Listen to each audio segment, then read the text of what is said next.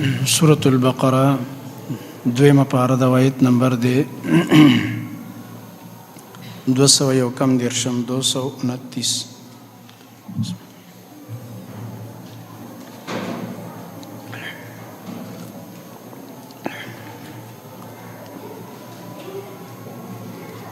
الحمد لله.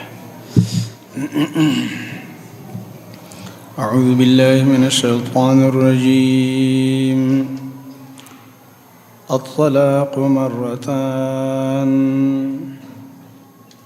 فإمساكم بمعروف أو تسريح بإحسان. مسألة طلاق روانه مخکې کې شپږ جملې وي او د هرې جملې فواید او مقاصد هغه موږ بیان کړه. دغه رنګه تذکره وکړه چې زنانه مطلقه ده. دغه رنګه هغه داسې زنانه ده چې هغه مدخول بها ده او غیر حامله ده.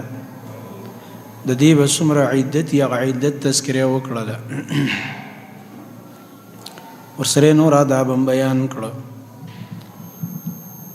اوس الله رب العالمین فرمایي دې آیت کې رد کوي د جاهلیت والا به داسې کول چې د طلاق شمار به نو معلوم، زنانو له به طلاق ورکول او شمار نو معلوم، هسې به تنګوله. نو الله رب العالمین دلته فرمایي چې د طلاق خپل طریقه ده. دغه رنګه د خلع مسله غم ذکر کیږي په دې آیت کې. زنانه به یا ساتي په ښه طریقه او یا به پرېږدي په ښه طریقه باندې. نو دو ځل طلاق هغه دی الطلاق مرتان چې هغه طلاق رجعي دي چې پای کې رجوع کیږي. او مرتان په دې دلیل له په کار دار چې سړی په یو ځل درې طلاق ورنه کی بلکې په هر طهر کې جدا جدا طلاق واقع کی. دې لپاره چې د سره د رجوع موقوي او شریعت هم دا موقع ورکړي او حکمت هم پکې دا ده. الطلاق مرتان طلاق رجعي چې دی هغه دوه ځل دي. طلاق نه مراد دی طلاق رجعي چې په هغې کې بیرته خپل کور والا ته رجوع کیدی شي. فإمساكم بمعروف نو یا خو ایسارول دي د دې زنانه،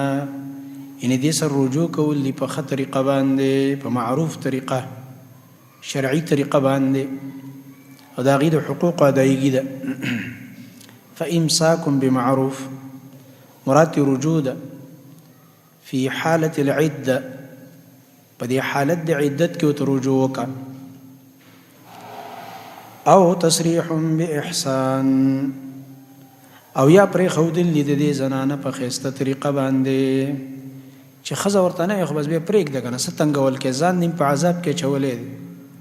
او د هغې ژوند دې چې دی تباه کړلو. وروسته د بچو تربیت دې خرابېږي. یا یې وساته ښځه ورته ووایه حقونه ادا کوه بس تا حق ادا کوي، یا یې پرېږده مصیبت نه ځان خلاص کړه ته به بله نکاح وکړه که نه. ولا يحل لكم او ندي حلال استاسو لپاره ان تاخذوا چې تاسو واخلئ د دې زنانو نه مما دا غسنا چې هغه مهر ده. او بعضې مما نه مراد دي د مهر نه سوا نور څیزونه. عام مفسرین وایي مراد ته مهر ده. مطلب دا دی که زنانه طلاقې که نه نو چې تا ولکه مهر ورکړی دی به ترې نه اخلې د هغې شو. ولې؟ ځکه چې تا ته فایده واخسته، تا ته فایده اخیستې ده، ستا بیبیو خپله جتونه دې پوره کړي دي، اختلاف راغی طلاقې کم مهر چې دی مهر کې دي څه ویلي دي څه دي لیکلي دي، که سونه دې یاده کړی دی او که ځمکې دې یادې کړي او که جیدادونه یا د هغې دي هغه ترې نشي اخیستی ځکه هغه تا د دې د نفس په بدل کې دې له ورکړو او دې تا ته نفس حواله کړو نه به د هغې وي. ولا يحل لكم وندي حلال استاسو لپاره ان تاخذوا چې تاسو واخلئ مما دا غسنا آتیتموهن چې تاسو ورکړي دي زنانو ته شیئا کم سیز. شیئا کی اشاره د قلت ته چې لږ څه ځینې ورکړي دا به ترې نه اخلي، یعنې مهر به د هغې وي، حق به د هغې وي. بل یو صورت دی چې پای کې به زنانه مهر نه اخلي اب خاوند لور کوي هغه خلع د ذکر کیږي که زنانه په خپل و چې ما پرېده او زه درنه جدا کېږم خاوند یې نه پرېږدي خو دا وایي ما پرېده نو دې کې به دا زنانه را لګېږي دا چې کم مهر دی خاوند وله ورکړی یا سامان دا به ټول واپس کوي خاوند نبی صلی الله علیه وسلم زنانه خلع اخیستله د الله نبی ورته وفرمیل هغه باغ چې تاله په مهر کې درکړی دی خاوند وله باغ ورکړه باغ به واپس کې خاوند له ورکې تیار او آوا باغ دیم دا غش ما دی پرید الله رب العالمین فرمایي الا ان يخافا مگر کچرته یریږي دا دوانه خزه خاوند دوانه الله یقیما حدود الله چې دی برابر بونه ساتي دی هغه پولی د الله تعالی ان دوانه د الله حکم نشي پوره کوله د الله د حدود رعایت نشي کوله فإن خفتم نو کيریږي تاسو الله یقیما حدود الله خود دلته ګور دی سورته بقره کې اچانک دا مسله وکړه دلته د خلع مسله دی ذکر ده خودی نمخ کی سورته نساء هغه کې به ترتیب ذکر کړي چې اول د صلح کوشش وکړي خاون براولېږي زناده نه فرمانه سو نصیحت بکي او دا به یو دو کسان د منځګړي بکی نه د دې صلح کوشش به وکړي یو حکم د سړی د کورنۍ نه یو حکم د زنانه جنې د کورنۍ نه کوشش به وکړي مشران کسان مخلصین چې د دوانو خیرخواهي که به هم کور نه جوړي د بس به دي جدا شي نو که په طریقه د طلاق جدا کیږي او که په طریقه د خلع جدا کیږي فإن خفتم نو کيریږي تاسو الله یقیما حدود الله دا چاته وي که تاسو یریږي دا غجرګي ولا کسان دي چې هغه د اصلاح کوشش کوي سورته نساء کې برازي الله یقیما حدود الله چې دا دوانه خزه خاون به برابر ونه ساتي د الله تعالی پوله دوانه نو ودرېږي د الله په پوره سمانه نه رعایت نه کوي فلا جناح علیهما نو ګناه نشته په دې دوانو باندې به په دې خزه خاون ګناه نشته فيما پاغ مال کې افتدت به چې په بدله کې ور کوي دا مال دا زنانه د خپل خاون ته بس خلع به ولی زنانه براولېږي دا مال دا مہر دا به د خاون لور کې چې بس ما پرېده تلک حدود الله دا د الله تعالی پولی دي د کی اشاره د طلاق دی ذکر شوی طریقې ته فلا تعتدوها نو د دینه تجاوز مکوي د دې پولونه تجاوز مکوي دا پولی م پار کوي چې مخالفت تی کوي د دې احکامونو ومن يتعد حدود الله وغسوک چې تجاوز کوي د الله تعالی د پولونه من د الله د احکام رعایت نه کوي فاولئک كانوا ذا کسان هم الظالمون خاصم دي ظالمان فإن طلقها مخکې کې دو طلاق ذکر کړه رجعي کنه طلاق مرتان اوس دا دریم طلاق دی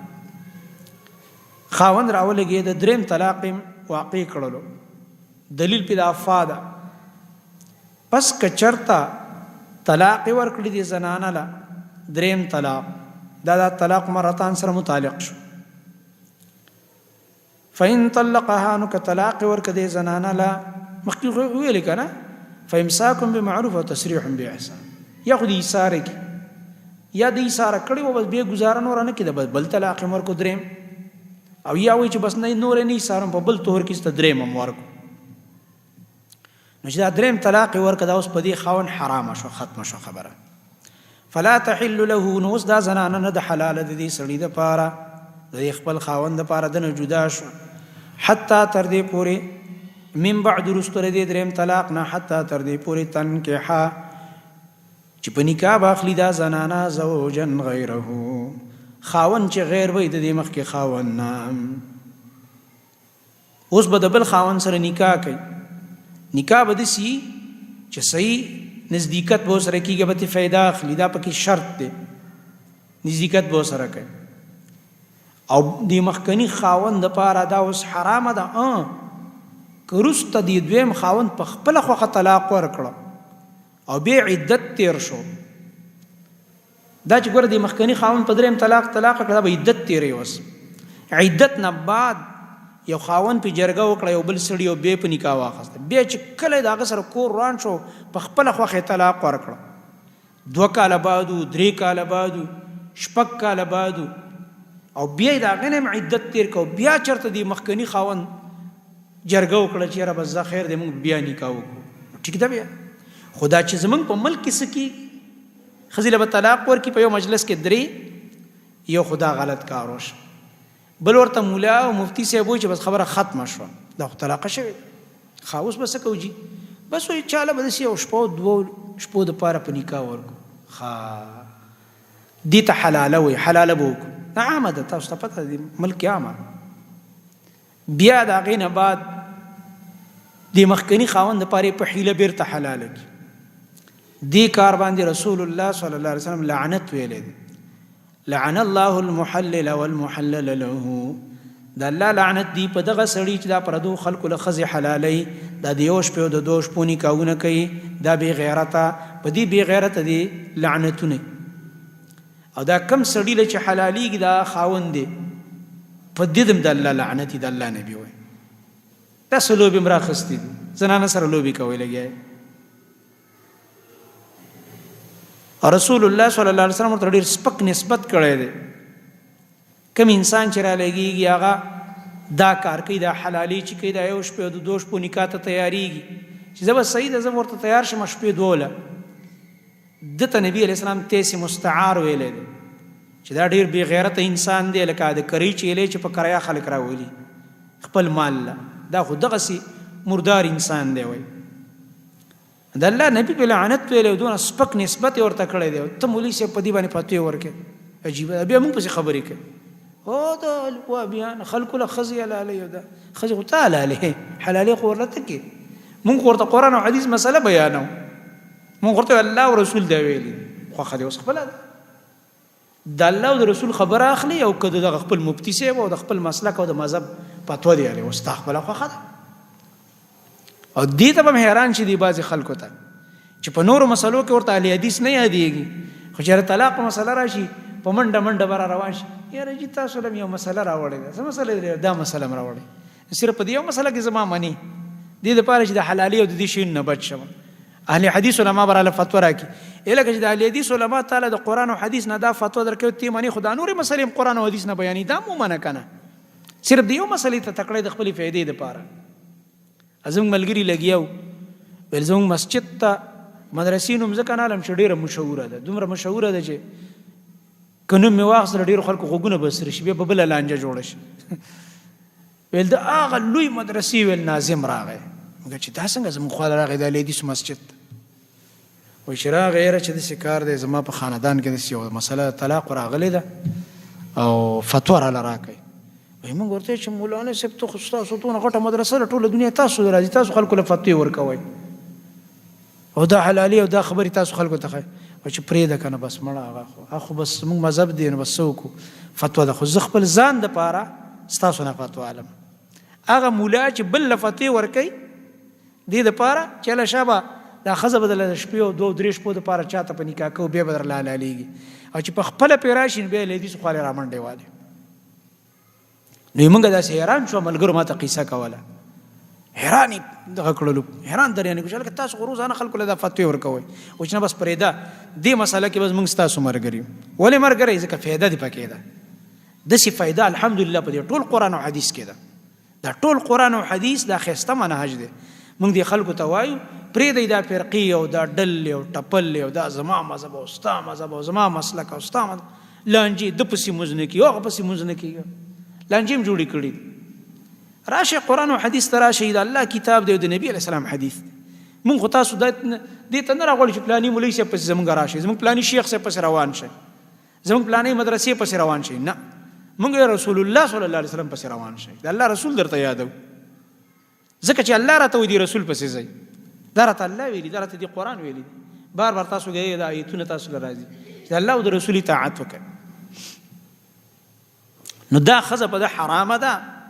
دا به د عدت نه بعد بل خاون سر نکاح کوي په خپل خو خطبه ورل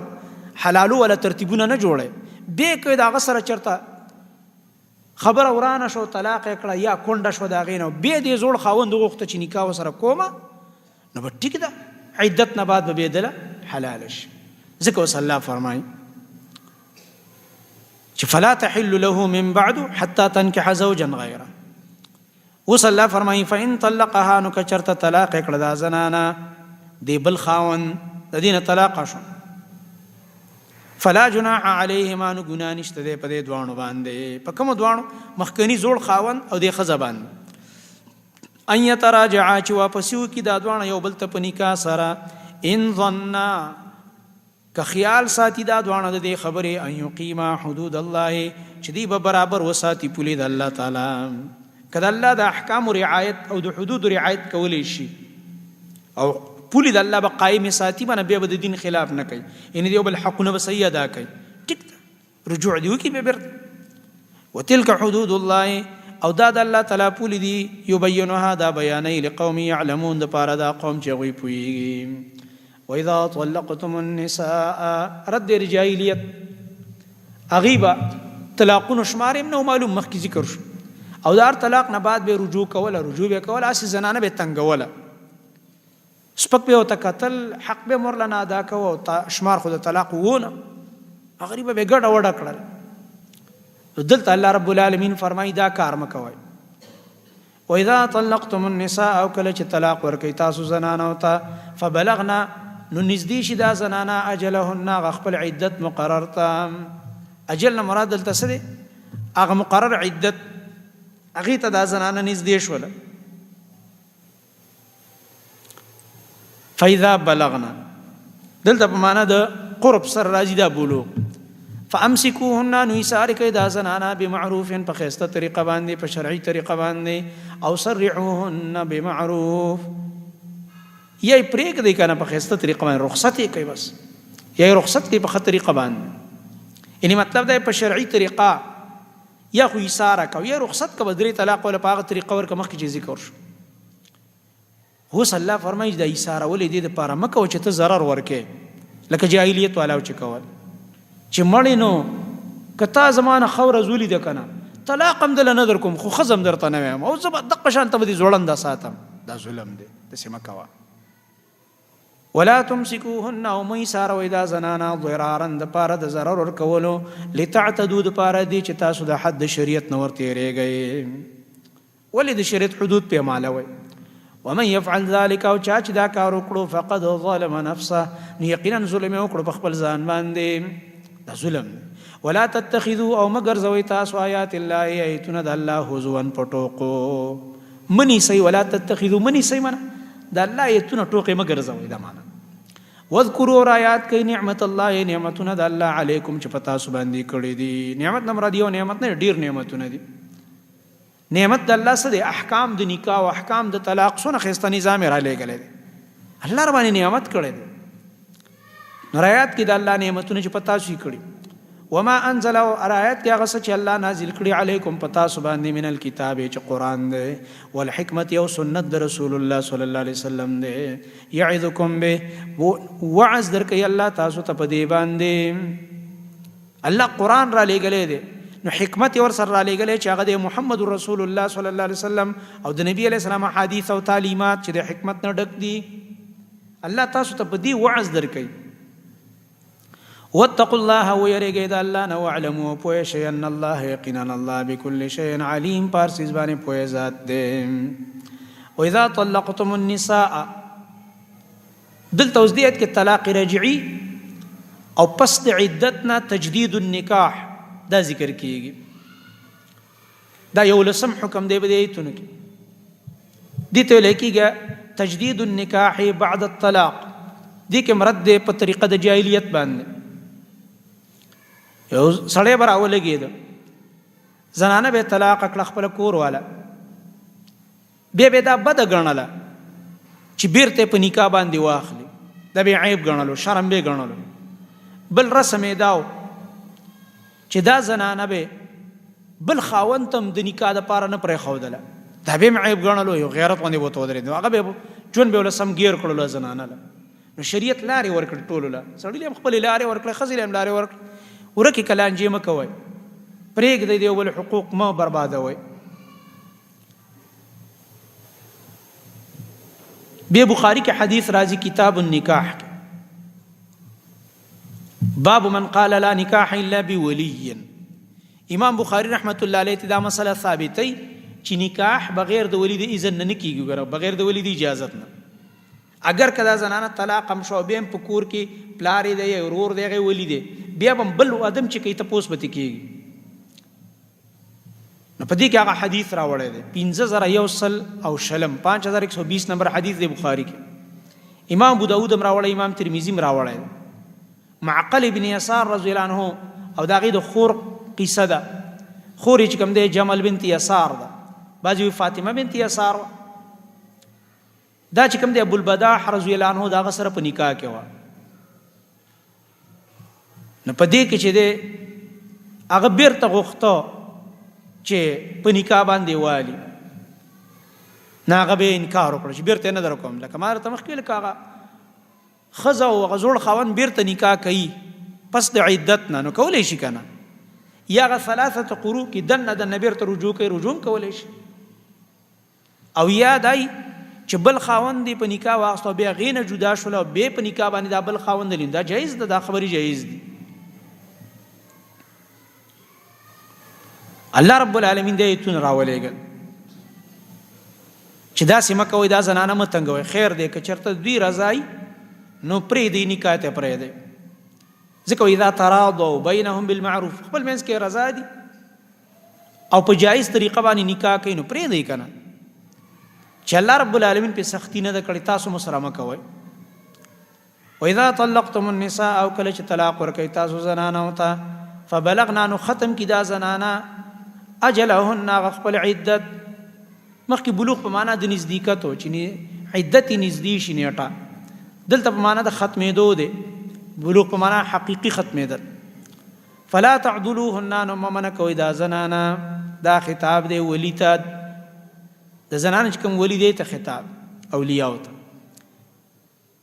ما فلا تعضلوهن ممنه کوي دا زنانه او تنگول پس کی دی هغه دا دی چې دای بل بیا نکاح ته نه پریدي. ځکه الله فرمایي فلا تعضلوهن نو ممنه کوي دا زنانه ان ينكحنا چې دی نکاحو کی ازواجهن د خپل خاوندانو سره. مخکنی خاوند سره کبیر ته نکاح کینو دا دغه ورته مکو چې ول یو ځل خو مخکې طلاق کړي او ته بیا نکاح کوي، دا چې د الله دین ورته جواز ورکړي ته ولې تنگول کې. اذا تراضوا کله چې دوی رضا شي بینهم په خپل مینس کې بالمعروف په جایز طریقه باندې، جایز طریقه نکاح ده. ذالک دا حکم چې دی یوعظ به وعظ ورکول کیږي په دې سره منغه چاته کان منکم یؤمن بالله چې وستا سونه ایمان لري په الله او په ورځ رستنه باندې. ذالکم ازکا لکم دا حکم دا ډیر پاکون کې دی تاسو د پاره او اطهر او ډیر پاکون کې دی. ازکا دم پاکول ته اطهرم پاکول ته دې سمانا. ازکا معنا دا ذالکم ازکا لکم دا حکم تاسو د پاره پاکون کې تاسو لره نه بچکون کې تاسو لره د بدنامینا او بچ د باطل او غلط تعلقات نه او بچ شي. ځکه نکاح د نکاح پاک تعلق دی کړ او اطهر ته ځکه چې پاکون کې د بدکارۍ نه بدکاری به درنه کی. خزی به خاوند دي خاوند خپل خزی بس هغه حلال تعلق بین حرام کې بنو واقع کیږي کنه بدکاری نه بنکه. والله يعلم والله پويږي وانتم لا تعلمون او تاسو نه پويږئ. والوالدات دي دولسمه مساله الرضاع وتويد رضاعت دي کې تربیت الاطفال مقصد دی، د ماشومانو تربیت په صحیح طریقه باندې. دي کې مراد دی جاهلیت والا بدا کول چې کله به زنانه له طلاق ورک نو خزه براولګي دا غیبه د ډیر زدنا د خاون بچو لا چې هم د دینه به پیدا وکم بچي د پيو بچي واغې نه به انکار وکړي دل زړو پي نه ورکو استاد نکاح نه وته استاد بچي لړو پي نه ورکو یو زد به جوړ دا کار وکاو نو دغه رنګ بل کار به د سړی له طرف نه کله کله کېده نقصان. کله به خزه به دې ته تیار شو زه خاون خو به طلاق کړو حاکم د غیږ بچي چې به ایله به پي ورکول بیا به دی بل دی خاون بور لبه دا چا به طلاق کړو دی ول به خرچه نه ورکول. شریعت راغه دا دوه ملامت کړه خزه دې د پي ورکول نه انکار نه کوي دا خاون دې د خرچې نه انکار نه کوي دا بل خرچه ورکه بوله پي ورکه. دي کې مقصد څه دی په دې حکم کې مقصد اصل کې دا دی چې د ښځې او خاوند اختلاف روان دی، د طلاق مسلې روانې دي کنه، دې کې اکثر د ماشومانو تربیت خراب شي. تاسو سم ګورئ د کوټونو کې کم طلاقونه کېږي، پاکستان کې ویډیوګانې راغلي بازو سړی روان شي او په یو طرف ښځه روانه شي، په بل طرف باندې هغه ماشومان منځ کې جاړي چغې وایي، مور یې دې خوا راکاږي، پلار یې اخوا راکاږي. کله کله قاضي فیصله وکړي، جج ورته وایي چې یاره دا لور به د مور سره وي، چې مور یې روانه یې غیله نه ورځي، زور کوي پلار پسې عادت وي، چغې وایي ړی چوي په پلار پسې. هغه منظر هم سړی نشي لیدلی، دونه لوی درد دي په هغې کې، دونه غټ غم وي، پلار پسې غریبه منډې وایي، ټول ورپسې ورخوشي رانیسي، هغې پسې زور کوي او پلار پسې اوازونه کوي، باقاعده چغې ورپسې وایي. دا ډېر لوی تکلیف وي که نه؟ نو د دې طلاقو د لاسه د دې بچو د کورني اختلافو د لاسه بچو تربیت هم خرابېږي. ځکه الله فرمایي د دې ماشومانو خیال پکې وساتئ. ستاسو خو اختلاف راغو، لانجه راغه، دا ښځه دې اوس د خپلې لورې دی یا زوی دی ماشوم چې کوم دی په غېږ کې دې له دې دا پی ورکوي او دا خاوند به له خرچه رالیږي. ځکه به خوراک سکاک کوي، نو خوراک سکاک نه پی جوړېږي، ناسې خو نه جوړېږي. اب ماشوم له چې پی ورکوي یوازې پی خو نه دی، خدمت یې کوي، صفایي کوي، لمبوي، کپړې ورته بدلوي، خوراک وله ورکوي، تربیت یې کېږي لګیا دی. نو دواړو ته وایي چې ماشوم تربیت در نه ګوره خراب نشي. دا زمونږ د دین څونه ښایسته د اسلام اصول دي چې د غېږې د ماشوم حقوق هم زموږ دین محفوظ کړي دي. خلکو اسلام کې حقونه کم دي، اسلام تا کتلی کم ځای کې دی. ته قرآن له راشه سترګې دله کولاوي کې، بیا د نبي صلی الله علیه وسلم حدیثو له راشه سترګې دله کولاوي کې چې څومره د هر څیز حق محفوظ کړی دی. دا خو له انسانان دي، د ځناورو حقوق دي زموږ په دین کې چې هیڅ سره به هم ظلم نه کوي، زیاتې به نه کوي. والوالدات او میندې چې دي یرضعن دی به پی ورکوي اولادهن خپل اولاد له. میندې د بچو یعنې هغه مور چې هغه طلاقه شوې ده، دا میندې به رالګېږي، دوی به خپل اولاد له پی ورکوي. حولین کاملین، 2 کاله پوره، 2 کاله پوره. دا کاملین په دې دلیل دی چې پوره رضاعت څومره دی؟ 2 کاله. کم چې قول دی د امام ابو حنیفه رحمت الله علیه حنفي فقهاو چې 2.5 کاله دی، قول خطا دی. چې هغه استدلال یې کړی دی 30 شهرا نه، چې قرآن کې راځي 30 شهرا وحمله وفصاله 30 شهرا. نه هلته سره حمل نینی وحمله وفصاله، حمل د ماشوم او د پیو نه پرې کول دواړه چې راجمع کړي نو 13 میاشتې، او د حمل اقل موده څومره ده؟ 6 میاشتې. 30 نه 6 کټ کا څو پاتې شو؟ 24 سلیریش. 13 نه 6 کټ کا سلیریش. سلیریش میاشتې څو کاله شو؟ بیا 2 کاله شو. هغه ایت کوم 2 کاله مراد دی. صحیح قول دا دی. دیو جن احناف علماء په دې خپل مذهب په دې خبره رد کړی دی. دا غلطه زموږ دا فتوا د علماء خطا ده. کم چې پکې محققین علما دي احناف، هغه مو دا خبره غلطه ده. هغه آیت کې 6 میاشتې د رضاعت دي، د ویم د حمل، او دا باقی 2 کاله التم سلیریش میاشتې پاتې کېږي د رضاعت. 2.5 کاله خبره غلطه ده، ځکه دې ته کاملین ویلي دي. او لمن اراد ان یتم وتویلی ان یتم پوره رضاعت ده. نو دا 2 کاله اخري حد ده. لمن اراد کی مبتدا حذف ده، من هذا الحكم لمن، دا حکم دی د پاره دا غچا اراده چې غیر اراده لري ان یتم الرضاعه، چې پوره رضاعت ورکړي دی ماشوم ته. څوک چې غواړي چې پوره کړي رضاعت، ان یتم چې پوره کړي الرضاعت رضاعت لره، ټیک ده. بیا دی 2 کاله پوره پی ول ورکړي. وروسته وایي که چېرته دغه راولګېږي دا ښځه او خاوند مشوره وکړي د ماشوم صحت ته وګوري،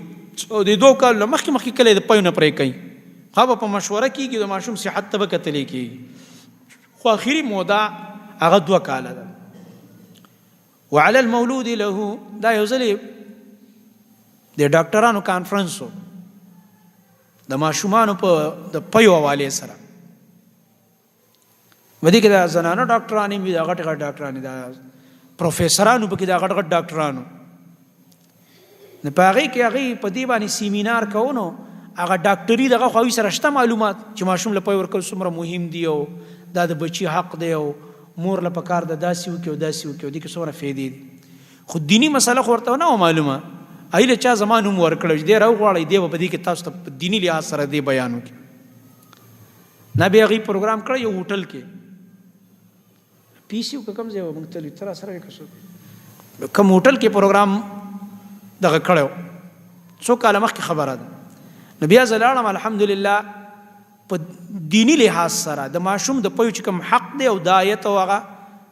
احادیث مې ورته بیان کړه ډېر زیات هغه ډاکټران سړي مو پکې زنانه ډاکټران یې پکې وي ټولو ډېر زیات چې دی شکریه ادا کړه چې الحمدلله خو دینی لحاظ سره زموږ پوره معلومات ذهن ته راغه رهنمایي راغه ځکه رسول الله صلی الله علیه وسلم د هغه مور ډېر سخت وعید بیان کړی دی چې الله به پې عذابونه مسلط کړي دي په دې سینو باندې ماران به په الله مسلط کړي چې د دې په سینو کې الله پی پیدا کړي او د خپل بچي له نه ورکړي دومره ظالمه ده دا دې وخت کې زه دا خبره کوم موږ د تعلیم خلاف ګوره نه یو دا بعضې خلک زموږ خبرې له غلط رنګ ورکوي دا نام نهاد تعلیم یافته او فیشن والا طبقه چې دا ماډرن فیشن والا راوتي دي دا زنانه ځان داسې په ګوته سنډي خپل ماشوم نه ستا بچی دی راواخله صفایي وله وکړه پی ورله ورکړه خپل بچی نه به چې کوم دی دغه کوي کرکه به کوي او ځان به داسې په ګوته سنډي او داسې به داسې ماشوم چې خپله مور ورله پی ورنه کړي دا وروسته الله پاک هم د دې مور دشمن هم جوړوي دا هم یاد ساتئ هم د دې بیا بې ادب هم وي د دې صحیح ادب نه کوي ځکه چې د دې هغه پی چې کوم د ماشوم حق دی هغه دې ضایع کړی هغه هم بیا سبا له دې مور صحیح حق نه ادا کوي الله یې نافرمانه کړي ورته داسې نه ده پکار صحیح طریقه باندې ستا اولاد دی الله دله درکړی ناشکري مه کوه کرکت یې مه کوه دا اوس څه فیشن دی دا کوم ماډرنیزم دی چې توس په دې شرمېږي چې دله به زه څنګه پی ورکوم او خاوند غریب دی په نیمه شپه کې هم روان دی او سهار هم روان دی او ماښام هله فیډر راوړه فلانې راوړه هغه ډبې راوړه او دا ډبې راوړه او پای کې خو دومره طاقت نشته دی څومره طاقت چې الله پاک د مور په پی کې اچولی دی ماشوم کې به بیماریان هم راځي صحت هم خرابي کیلشیم هم بدن کې نه کم طاقت چې د مور په پی کې هغه ورته میلاو نشي نو بیا ډېرې بیماریانې پرې راځي همدا مور ورته بیا کړېږي ټول عمر نو نه ده پکار داسې قرآن کریم چې کوم احکام ذکر کړي دي ډېر خیر دی اوس الله رب العالمین یو بله خبره کوي وعلى المولود له کله کله به داسې وي چې دا ماشوم چې دا پی خوري دا پلار وفات شو اوس بس چل کېږي اوس د دې پلار نه چې کوم میراث کې مال پاتې شه دی بچي ته د خو د پلار په مال کې حصه شته که نه هغه میراث نه به د دې دا کومه مور چې وله پی ورکوي د دې خرچه به ورکول کېږي ځکه اوس فرمایي وعلى المولود له او په هغه پلار د بچي باندې مولود له څوک دی هغه پلار دی رزقهن خرچه ورکول دي دې زنانو ته وکسوتهن نه دا وروستو علی الوارث سره ذکر کوي د ماشوم تذکره چې د هغې د پلار د میراث نه به چې ده ته پاتې شوی خرچه به ورکول کېږي دلته پلار یې مراد دی ځکه مولود له څوک دی د چا دپاره دا بچی پیدا کړی شي پلار دی نو پلار ته وله وایي چې دې زنانه وله به ته خرچه هم ورکې دا کومه زنانې ستا کور والا خو تا طلاقه کړه دا چې کومه ښځه تا طلاقه کړه دا ستا بچي له پی ورکوي چې دا ستاسو منځ کې جدایي راغلی ده دې له به ته خرچه هم ورلیږي او دې له به ته کپړې هم کې کوم چې عام عرف کې سړی خپلې ښځې له کپړې کوي هغه به ته دې له کې د وړي جوړه ده د جمې جوړه ده د اختر جوړه ده دا به وله کوي دا اوس ذکر کېږي وعلى المولود له او په پلار د بچي باندې مولود له د چا دپاره چې دا بچی پیدا کړی شوی دی چې د دې بچي پلار دی په ده څه لازمه ده رزقهن خرچه ورکول دي دې زنانو ته وکسوتهن او جامې دي د دې زنانو بالمعروف د عرف مطابق معروف سره عرف کې چې کوم څه کېږي عرف کې زنانه لپاره کومو کپړو ضرورت دي په کال کې څومره کپړې پکاري اب ول ادا کوي د هغې ضرورت به پوره کوي اوس الله رب العالمین یو جمله ذکر کوي چې دا ښځه خاوند به یو بل ضرر نه ورکوي دا به د ګرانو جوړو ډیمانډ نه کوي نه به د ډېرې غټې خرچې ډیمانډ کوي هسې به یو بل نه تنګوي عرف کې چې کومه خرچه ده نارمل د هغه د خپل وس مطابق به ول ورکوي اوس د هغه ډېر وس نه کېږي هغه لکه د ورځې د دې زنانه 1,000 روپۍ باندې کار کوي دا چې نه 15,000 روپۍ ورځ به رالیږي دا زما خرچه ده ظلم کې دا ظلم منه کې دغه رنګه ستا مثلا د یو موسم د یو سیزن جوړه ده په 3000 یا په 15000 کېږي ته چې نه مال هغه 20000 روپۍ والا جوړه اخلي ظلم دی دا شی مه کوه نارمل چې کومه جوړه ده عرب کې ده او د هغه د وس مطابق د دې ماشوم د پلار د دې مطابق کار وکړ لا تکلف نفس کړهو بنشي کې خو دې په یو نفس باندې الا وسعها مگر په قدر د وس د هغې هر نفس باندې د هغې د وس مطابق کړهو تکلیف کې خو د پکار دي چې هغه په وس کې نه د هغه غټ غټ ډیمانډونه ته مه کوه اوس وایي دا پلار به د مور د ماشوم له ضرر نه ورکوي او دا مور به د ماشوم پلار له ضرر نه ورکوي کله کله پکې دوی خپلې طرفګنۍ نه پالي که نه ماشوم پکې ضایع شي لا تضار والدة ضرر به نه ورکول کېږي مور ته بولدها د هغې د ماشوم په وجه باندې مور ته ضرر دا دی چې دا د ماشوم پلار انکار وکړي چې ته ما طلاقه کړی که پی وله ورکې ورکړه که نیمه نه دله 1 روپۍ خرچه درلېږم نه دله جامې کوم نه دله دا کوم زه خپل کار کوم نه دا سړی ظلم کوي چې هغه ستا بچي له پی ورکوي ځکه دا نسل پلار پسې ځي که نه دا خو بچی خو دته دی اولاد خو دته دي د مور هم دي خو لکه دته بیا میلاویږي نه په کار ده چې ته خرچه ورکړې تا باندې نفقه لازمه ده ضرر به نه ورکول کېږي مور د ماشوم ته بولدها د هغې د ولد په وجه باندې ولا مولود له او نه به ضرر ورکول کېږي پلار د بچي ته بولده د هغې د ماشوم په وجه باندې د هغې د اولاد په وجه پلار له تکلیف دا دی چې دا مور انکار وکړي چې سره پی نه ورکوم یا ما درته وختي ویل غټ غټ ډیمانډونه کوي د ماشوم پلار تنګۍ را تنګۍ نو دا کار وایي مه کوئ اوس وایي علی الوارث او وختي مې چې مسله ویل هغه دا ده دا پلار وفات شو دا سړی نو دا ماشوم چې پاتې شي دا ماشوم د غېږې دار د پلار وارث دی که نه نو دته خو د پلار مال هم پاتې شو نو دا ښځه به د چا نه خرچالي د دې ماشوم د میراث نه بیلي د ماشوم د میراث نه نور خو طلاقه شوې ده خو دې ماشوم ته چې کوم د پلار میراث پاتې شوی د دې خرچې نه به دې زنانه له څه ورکول کېږي خرچه نفقه جوړه جامه دا به ورکول کېږي وعلى الوارث مثل ذلك په وارث د پلار باندې چې دغه بچی دی د قشان خرچه ده دغه رنګه وارث د پلار هم جوړېږي وارث بل رور هم دی نور د خاندان افراد به پاتې که نه ابره خرچه رالي د دې ماشوم د میراث نه به هلته ادا کوي اوس یو بله مسله بیانوي هغه دا ده که دې ماشوم کله کله داسې چې 2 کالونه مخکې د ده صحت هم برابر شي نور خوراک څښاک هم ماشوم شروع کړي او د پی ورته ډېر ضرورت نه وي ځکه ډېر خلک داسې چې 2 کالونه مخکې ماشوم د پیو نه جدا کول غواړي نو دا به د دې مور پلار دواړو په مشوره باندې دا کار کېږي دا مسله اوس الله ذکر کوي فإن ارادا نو که اراده وکړه د دواړو د ښځې او خاوند د ماشوم پلار او مور فصالا د جدا کولو د پیو نه د ماشوم پی نه اړول عن تراض منهما پر رضا د دواړو د طرف نه و تشاورین او په مشورې سره فلا جناح علیهما نو ګناه نشته په دې دواړو باندې په مشوره او په رضا به دا کار کوي خو دې کې به څه ته ګوري د ماشوم فایدې ته به ګوري کم کې چې د ماشوم فایده وه که د ماشوم فایده په دې کې وه چې بس ټیک ده مور دې ورله نور پی نه ورکوي نور خوراکونه به شروع کړي ماشوم ښه دی صحت یې برابر دی به ټیک ده پرېږدي دي او که د ماشوم فایده په دې کې وه چې نه که د مور پی پې بند شي نو خرابېږي نو بیا به پی ورکوي 2 کال دې بیا پوره کړي خو که مخکې پی پرېږدي نو ګناه نشته دی په مشوره او په رضا او د ماشوم په فایده کې اوس یو بله مسله بیانوي د رضاعت سره متعلق دا مور یې دا وله پی نه ورکوي انکار وکړي یا دا پی ورکوي خو پی شته دی نه نو اوس ورله وایي دایي ونیسئ په پیسو باندې بله زنانه به راو سره به خبره وکړي د هغې به پی وي لکه عربو به اکثر دا کول زه خپل بچي به خواوشا بانډو ته لیږل زنانه ولایي بوله پی ورکول مقصد بیا دا هغه د بانډو د خلکو د ژبه کې فصاحت ډېري چې د ده په دې ژبه کې بیا فصاحت د ماشوم صحت هم برابري وإن اردتم او کچرته اراده کوئ تاسو ان تسترضعوا چې دایي ونیسئ د دې اولادکم د خپل اولاد دپاره ان تسترضعوا چې طلب د رضاعت او طلب د پی ورکولو وکئ د خپل اولاد دپاره څه معنی ته وایې چې یاره بله دایي ورله نیسمه پردی یو زنانه ده هغه بوله پی ورکوي فلا جناح علیکم دې کې هم ګناه نشته صحیح ده بله زنانه دې ورله پی ورکوي خو هغې له به هم خرچه ورکوي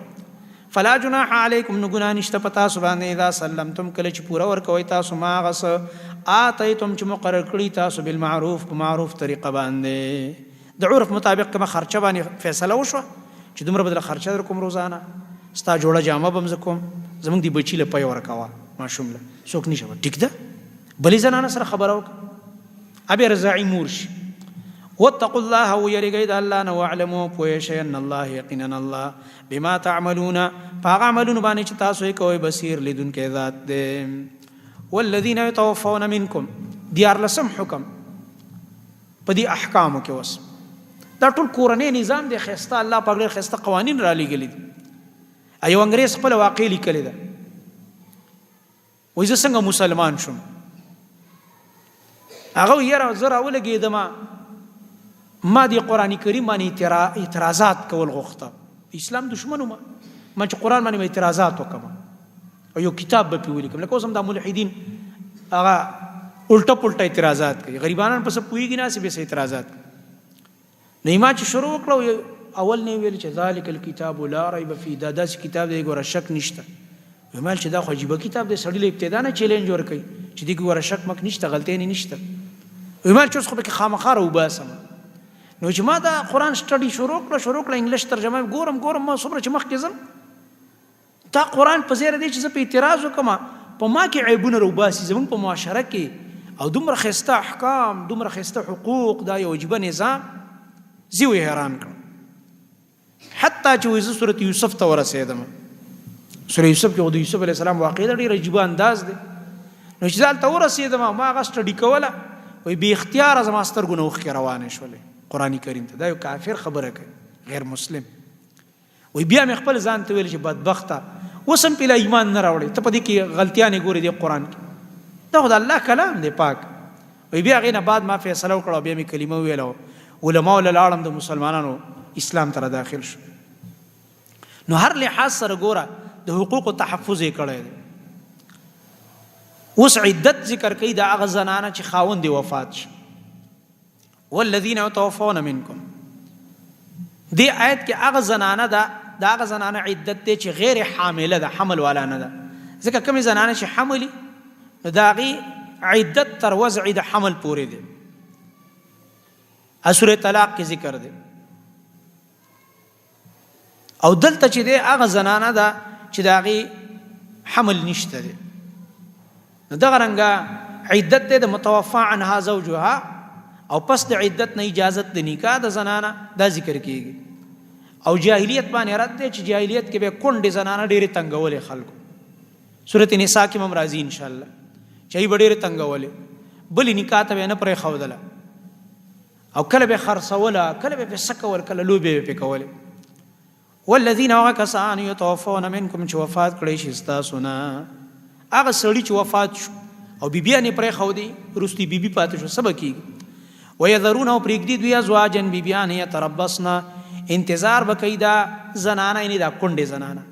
بانفسهن د خپلو ځانونو په باره کې 4 اشهر و 10 څلور میاشتې او 10 ورځې، څلور میاشتې 10 ورځې د دې ښځې عدت دی د خاوند نه. ګوره نبی کریم صلی الله علیه وسلم فرمایي وکله چې د چا څوک وفات شو زیات نه زیات غم څو ورځې دی؟ 3 ورځې. 3 ورځو نه خو به غمونه نه تازه کوي. دا څوک چې کال په کال غمونه تازه کوي که نه، کال په کال پلاني کلیزه ده او دا نوحې کوي او څه کوي او ځان وهي، دا ټول ناروا کارونه دي. شریعت کې دا حرام دي، د الله نبي دې نه براءت کړی دی. لیس منا من ضرب الخدود وشق الجيوب ودعا بدعوى الجاهلیه. دا الله نبی فرمایي هغه زموږ نه دی، زما په امت کې داخل نه دی هغه کس. نبی علیہ السلام ته براءت کړی دی چې مخونو به ځان په سپېړو وهي، څوک مخ څوک سینه وهي، څوک ملا وهي، په ځان را باندې کړي. او دغه رنګه ګریوانونه شلي، کله کمیس وباسي، وایي ماتم کو. او د الله نبی فرمایي د جاهلیت چغې وباسي، غلطی خبرې، غلط الفاظ. نو د الله نبی فرمایي 3 ورځو نه خو غم نشته، سوا د هغه زنانه نه چې د هغې خاوند وفات شي. د خاوند په جدایۍ ښځه ډېر دردېږي. د خاوند حق دا دی چې 4 میاشتې 10 ورځې به دا عدت تېروي، په دې کې به دا ډول سینګار زینت دا به نه کوي، او د خاوند په کور کې به دا وخت تېروي. دا د خاوند حق دی. که د مجبورۍ د لاسه سخته مجبوري راغله، مثلا په خاندان کې فوتګي وشوه، ډېر نږدې څوک فوت شو، یا دا سخته تکلیف کې ده او ډاکټر له علاج دپاره ځي، نو بېرته به شپه کور ته رارسوي. اوس الله رب العالمین فرمایي دی بل سلور میاشتې لس ورځې عدت تیری فاذا بلغنا نو کله چې ختم کی دا زنانا اجلهن خپل عدت اجل مراد نیټه د عدت عدت ختم شو سلور میاشتې لس ورځې بعد اوس کدا زنانه د خپل ځان په باره کې یو نیکه فیصله کوي نیکه فیصله څه ده چې زه بل نکاح کوم نو ګناه نشته اجازه دی ورته بس شریعت ولدا حق ورکړي فلا جناح علیکم نو ګناه نشته پتا سبحان فيما پاکار کې فعلنا چې کوي دا زنانا فی انفسهن په بار د خپل ځانونو کې بالمعروف په جایز طریقه باندې چې هغه نکاح ده یا دا فیصله کوي چې الخروج من البيت بعد العده من بيت الزوج بعد العده عدت نه بعد خاوند کور نه زی بس پلار کړه نور الته وخت ټیک د زیدي نو والله الله چې دې بما تعملون پاغ عملون چې تاسو کوي خبير خبردار دې ولا جناح علیکم سوار لسم حکم دی حکم کې څه دی حکم الخطبه فی حاله العده وحكم النکاح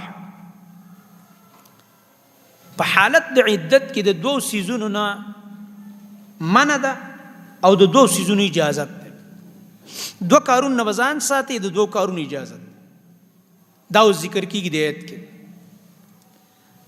دوه کارونه چې هغه جایز دي هغه دي زنانه د کونډه شو او ستا خوخه د ته چیرې دا کونډه شو او چې د دې عدت تیر شو زی په نکاح لمه نو ته راولګيږي په اشارو کنایو باندې ته داغي مخې ته لسی خبره پیش کې د چا په ذریعہ یا په خپل کنيز دی خپل دی د سی خبره وکي چې هغه ته اشاره غوندې ملاوي شي چې لکه زستا نکاح غواړم په اشاره ښکارا کې د نکاح پیغمبر کو ګناه ده ځکه عدت کې ده عدت کې نکاحونه نه کیږي او دویم په اشاره نه بلکې په لکه پټه ساتي زړه کې د پټه اراده ده چې صدا زنانه په عدت کې دا او زج د عدت تیر شو ان شاء الله زه د نکاح پیغام ورلېګم نو صحیح ده نکاح پیغام ورلېګل شي عدت نه بعد قبل نکاح کولای شي دا دوه کارونه جایز دي دوه کارونه چې حرام دي غس دي هغه دا ده چې ته پټي پټي وعدي وسره کې ټلیفون ورته وکي میسج ورته وکي پټي وزنانه ورولېږي چې ورته وایي چې ګوره زه در سره ګوره نکاح کوم دا ګناه وکړه ظلم دی وکړه هغه د عدت شپې رواني دي ورځي اته ته نکاح پیغامونه ورلېږي پټ پټ دا کار حرام دی دویم نکاح تړل حرام دی په دې ورځو کې دا نکاح نه کیږي دا دوه کارونه منع دي دا ذکر کیږي ولا جناح علیکم او گناه نشته پتا سبحان فيما پاغه کار کې فيما مراد دی الفاظ او کلمات پاغه الفاظ ویلو کې گناه نشته عرضتم به چې تعریض مقابل د تصریح راځي کنه ښکار الفاظ نه اشاره تن الفاظ کنایه غون عرضتم به چې اشاره کوي تاسو پاغه سره من خطبه النساء د پاره د غختو د زنانو النساء مراد څوک دی المعتدات چې کوم عدت کې دا او عدت تیری دغه عدت ولا زنانه ته په اشاره یو خبره کې مثلا ته د سیوی چې ان شاء الله زما اراده ده یو داسې زنانه چې خياري او خدمت کولای شي اگر که کونډه ولی نه زبې وکم نو هغه دا اشاره وشو کنه چې کونډه خو زې ملکه نو په اشاره سره ویل دا جایز دي من خطبه النساء خطبه ویل کېږي د زنانه غختل خطبه چې کوم دی اصل کې په معنا د خطب کې معنا د حاجت پرته ده ما خطبكن سغټ حاجت دې تاسو څه ضرورت دی خطبه چې کوم دی د خطابت نه خسته شوی ده مراد ته مخاطبه د په خبرو کې په بار د نکاح د یوې زنانه کې څنګه ته خطبه وای او اکننتم دا دویم کار دی چې جایز دی او اکننتم یا پټ اراده لري تاسو د زنانه د نکاح فی انفسکم په خپل نفسونو کې یا په ځل کې پټ اراده لري دا کارم جایز دی ګناه نشته ځکه علم الله پوهه د الله انکم یقینا تاسو چې ستذکرونهن زر دې تاسو به یاد کوي دا زنانه الله ته پته لري زر دې چې یاد به کی معنا د عدت نه بعد ته جرګه لېږي خو دوه کارونه چې ناروا دي څنګه ذکر کېږي ولکن لا تواعدوهن لیکن وعده مکوي د دې زنانه سره سرن په پټه باندې پټ پیغام ورلېږي وعده وسره کې چې نکاح وکړو الا ان تقولوا مگر دا کوي تاسو قولا معروفا وینا نیک او جائز جایز وینا دا چې د مخکې تېره شوه تعریض او اشارې جایز په اشاراتو سره خبره کول. دویم دا د ولا تعزموا عقدة النکاح او مکله کوئ تاسو غوټه د نکاح به نه تړئ حتی تر دې پورې یبلغ الکتاب چې ورسیږي هغه عدت اجله خپلې نیټې ته تر دې پورې چې هغه عدت دې تیر شي نیټه پوره شي. واعلموا پوه شئ ان الله یقینا الله یعلم پوهېږي ما په هغه څه باندې فی انفسکم چې ستاسو په نفسونو کې لیدنه ستاسو په زړونو الله خبر دی. فاحذروه نو ځان وساتئ د الله تعالی د نافرمانۍ نه د الله نافرماني مه کوئ د هغه د حکمونو خلاف مه کوئ. واعلموا پوه شئ ان الله یقینا الله غفور حلیم بخنه کوونکی صبرناک ذات دی. لا جناح علیکم پنځلسم حکم دې ته ویل کېږي الطلاق قبل الدخول. د جاهلیت په دور کې د دې اعتبار بنو دا مسله په سورۃ احزاب کې مراد. سورۃ احزاب کې عدت دی چې د زنانو عدت نشته دی چې ته لا نزدېکت نه دی شوی بس خاوند طلاق کړه د نزدېکت نه مخکې. مثلا زنانه د نکاح وشو یو سړي سره بس په دې کې څه اختلاف د دواړو کور نور راغی یا د دې لږ خوښه نه شو بس د واده کول نه مخکې طلاق کړی خو نکاح شوی وګوره طلاق کړه ځکه نکاح چې شوی نه د شیشه طلاق یې دیوال طلاق طلاق والا راځي چې ستا ښځه چې نو بیا طلاق کړي که نه. اوس د دې تذکره کوي دې کې دوه صورتونه ذکر کوي په دې آیت کې. یو هغه زنانه ده چې د نزدېکت نه مخکې طلاقېږي چې د هغې مهر مقرر دی. دویمه هغه ده چې مهر یې نه دی مقرر. د دواړو احکام ذکر کوي. لا جناح علیکم گناه نشته دی په تاسو باندې ان طلقتم النساء که طلاقوئ تاسو هغه زنانه که تاسو زنانه طلاقوئ طلاق ورکوئ تاسو زنانو ته ګناه در باندې نشته. ما لم تمسوهن تر څو پورې چې تاسو یې نه نږدې شوي دوی ته. مس نه مراد خپل هغه حاجت پوره کول دي بالجماع. او تفریضوا لهن یا نه مقرر کړی تاسو له دوی دپاره فریضة مهر مهر دې نه دی مقرر کړی خو ستا په نکاح کې وا مهر لا نه مقرر او نزدېکت ورته لا نه دی شوی طلاق هم کړه نو ګناه نشته دی ځکه بس خوښه دې نه ده نو بلکې اوس طلاق ځکه ښه دی چې وروسته بیا څه خوښه دی نه ټول عمر به لانجې او جګړې به زموږ دا بعضې خلک هسې د زور کارونه کوي. ښځه به ورسره مزاج نه لګي د خاوند به ورسره نه لګي ټول عمر به لګي جنګ جګړې او لانجې به تېرېږي لګی به دې کې د عرب تکړه دي به درز طلاق ورکړي بله وکړي بله ښځه وکړي نو ټینشن وای ټینشن مینشن وای نه اخلو ځان خلاص کړي ټینشن. ومتعوهن او سامان ورکړي دې زنانو ته. اوس ګوره مهر خو نو مقرر که نه خو چې تی طلاقې نزدېکت دې لا نه دی کړی یا د پلار د کور نه راغلی نه دی یا ستا کور ته هم راواده شوه خو ته ورته لا نږدې شوی نه یې جنج راغی والله مه کوه دا ډېر دردناک حالت یو دم یې ما طلاق بس خبره ختمه شوه. نو اوس که چېرته تاسو دوی دپاره مهر نه دی مقرر کړی څه به کېږي؟ الله فرمایي دوی له سامان ورکوئ. سامان به څنګه ورکوي؟ عرف مطابق عرف کې چې کوم ساماني زنانه دپاره کوم ضروري جوړه جامه ده هغې له څه کالې څه بل څه داسې وله څه ورکه ولې دا دفعا للایحاش د هغې وحشت به ختم شي هغې داسې یو زړه مات شو د زړه جوړولو دپاره وله څه ناڅه ورکه چې زه دا واخله بس نور ما ته حاجت نشته دی زه نکاح نه کوم. ومتعوهن او سامان ورکوي دې زنانو ته علی الموسع په مالدار سړي باندې قدره په اندازه د وس د هغه باندې سامان دی وعلى المقتر او په غریب سړي باندې قدره د هغه د وس مطابق سامان دی. متاعا دا سامان ورکول دي بالمعروف د عرف موافق د عرف موافق عرف کې چې کوم ضروري ساماني دا دی ولا ورکی او سامان نه دی ولا والی دا واخله بس نور بس زه تا په نکاح کې نه سات. حقا دا کار لازم دی علی المحسنین په هغه خلکو چې احسان کوونکي دي او نیک عمل کوونکي دي. اوس وایي دویم صورت دا مخکې سره متعلق دی خو بل صورت شو. زنانه د نزدېکت نه مخکې طلاق شو خو مهر مقرر و بیا به څه کې مخکې خو هغه چې مهر نه مقرر وایي زه سامان وله ورکړم کوم چې عرف مطابق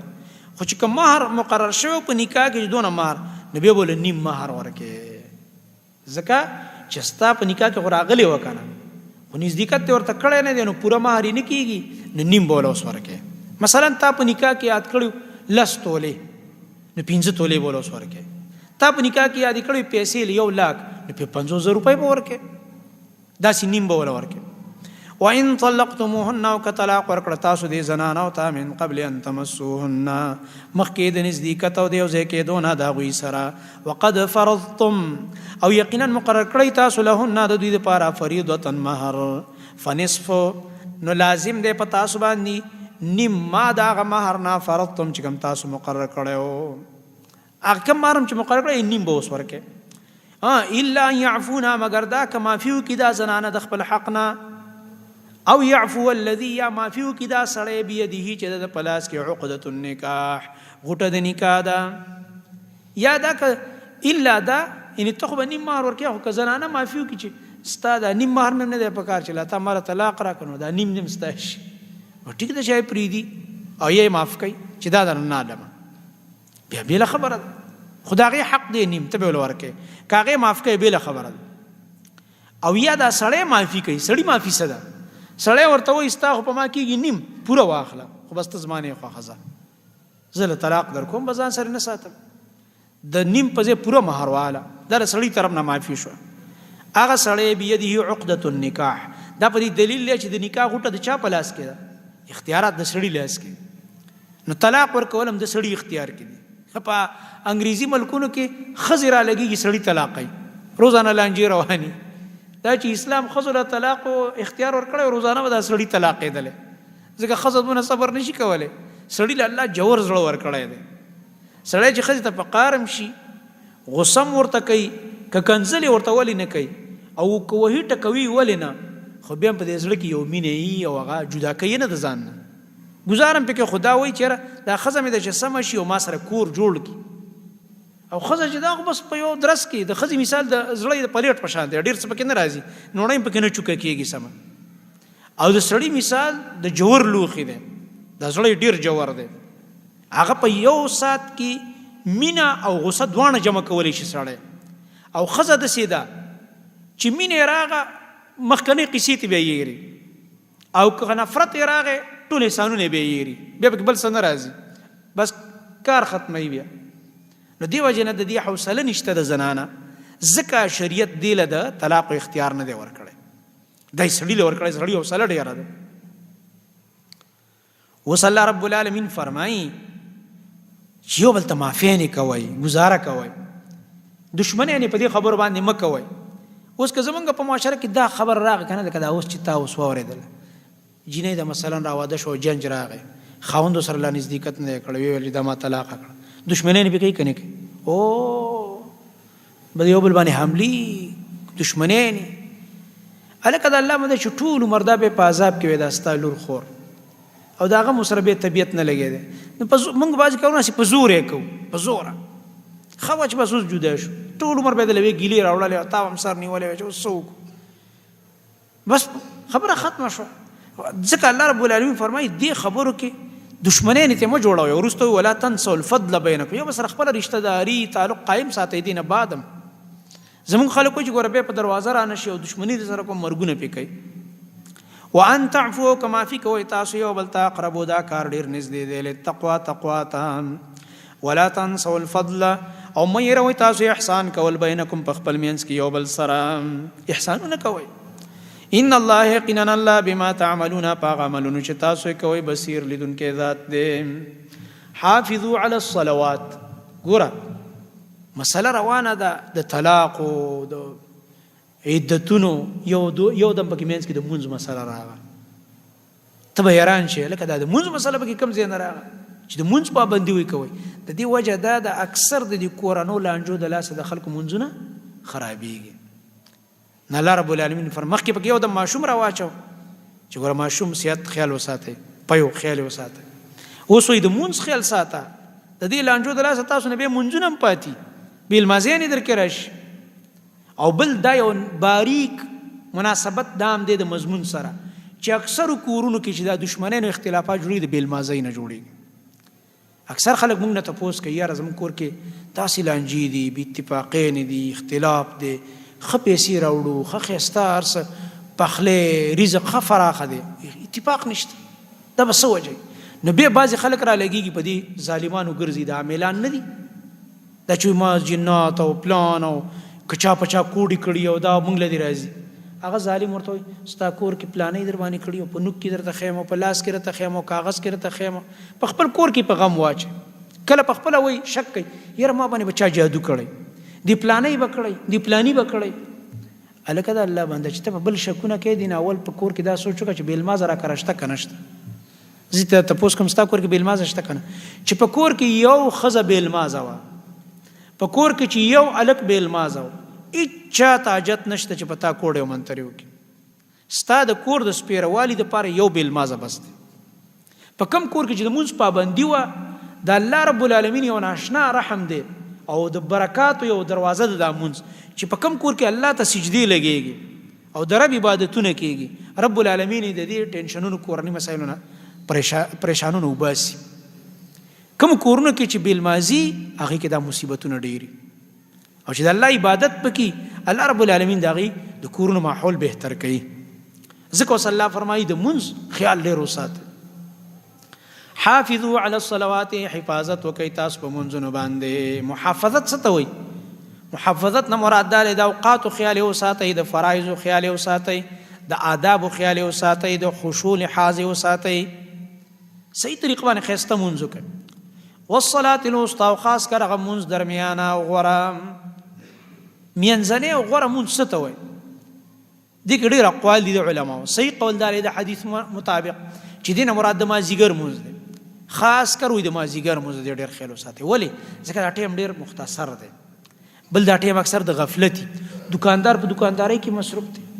او هلکان په لوبو کې په ګراونډونو کې مصروف دي، او یا په چکرو کې مصروف دي، نو د مازدیګر مونځ تیسته خراب شي. خاص کر د مازدیګر د مونځ ډېر خیال وساتئ او په صحیح ټیم باندې وکئ. د الله نبی فرمایي چا چې د مازدیګر مونځ پرېښوده دا داسې ده لکه د مال او د بچي ټول تباه او برباد شو، کور یې وران شو، بچي هم ټول تباه شو، کانما اوتیره ماله و اهله. دومره قیمتي دی دا مونځ. په دې وجه د مونځونو ډېر خیال وساتئ. بل دا د وقوموا لله، ودرېږئ الله دپاره قانتین تابعداري کوونکي. قوموا لله